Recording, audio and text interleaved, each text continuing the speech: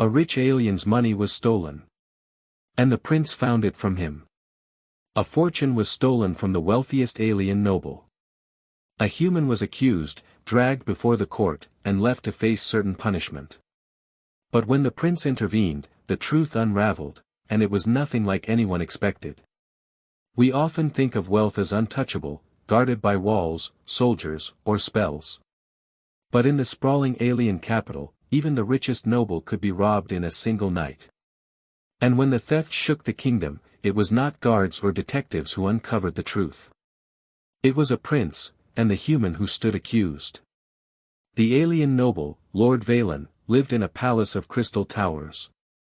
His vaults overflowed with coins that shimmered like molten silver, enough to buy fleets and cities. But one morning, his shrieks echoed through the marble halls. "Gone," he bellowed, clutching an empty chest. "My fortune, stolen." Servants scattered, terrified. Rumors spread like wildfire. A thief had broken into the wealthiest home in the capital and vanished with half of Veylan's treasure. The noble sent word to the palace, "Justice must be done." By midday, guards swarmed the poorer districts. They burst into homes, ransacked shops, and dragged suspects into the streets. At the edge of the city, in a modest workshop filled with tools and engines, they found Daniel Gray, the human mechanic.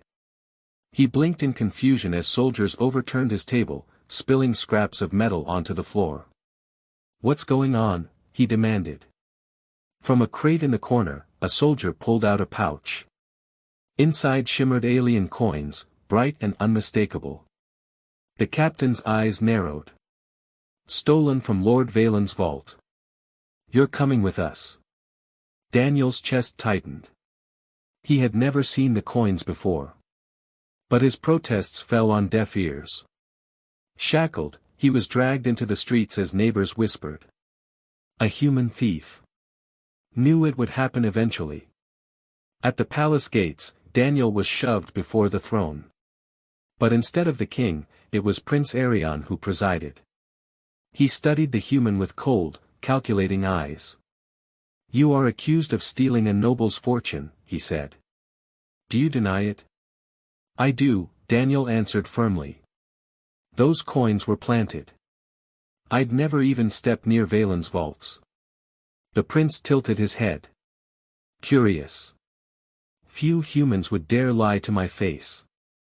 Daniel clenched his fists. "And fewer would steal from a noble who could crush them with a whisper." The court gasped at his defiance. But Arion only smiled faintly. "Perhaps you are foolish, or perhaps you are telling the truth. Either way, I will find out." That night, instead of locking Daniel away, the prince summoned him privately. "You interest me, human," Arion admitted. "If you are guilty, I will see you punished. If you are innocent, then someone has used you as their pawn." Daniel met his gaze. "Then let me help prove it." The prince raised an eyebrow. "Help? You are the accused. Which means I've got the most to lose. Whoever set me up won't stop unless we catch them." For a moment, Arion said nothing. Then, slowly, he nodded. "Very well. You will aid my investigation. But betray me, and your life is forfeit." Together, they retraced the theft. Daniel studied the palace vaults, security so tight even a shadow could not pass.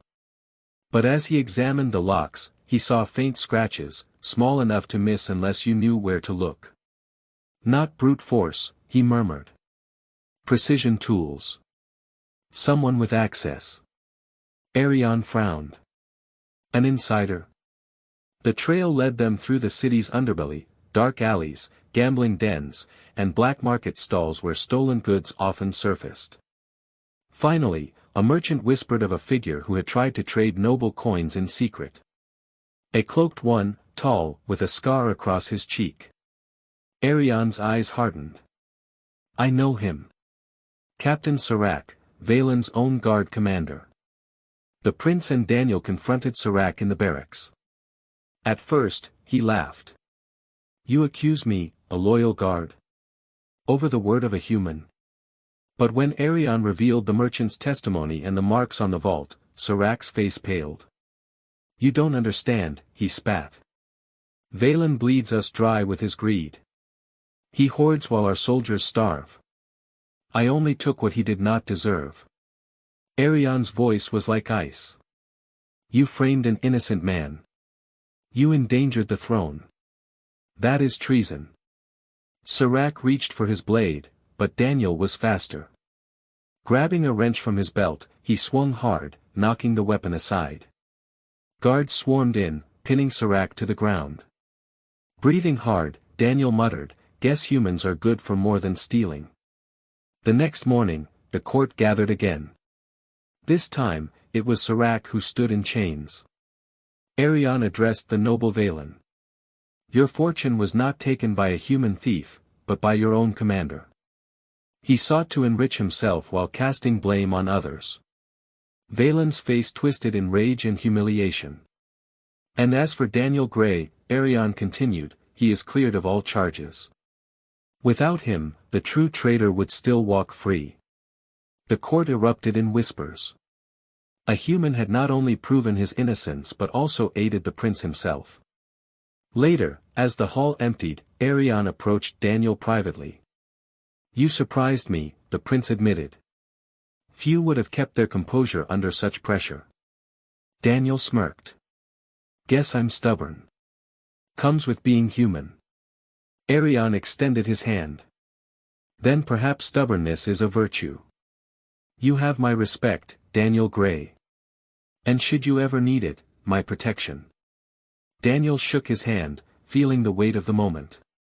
For in a city where humans were often dismissed as lesser, he had not only cleared his name, he had earned the trust of a prince. Wealth can be stolen. Fortunes can vanish. But honor, once proven, can never be taken away. That night, a rich alien's treasure was found, but what truly mattered was what the prince discovered in the human accused. Not guilt. Not weakness. But courage.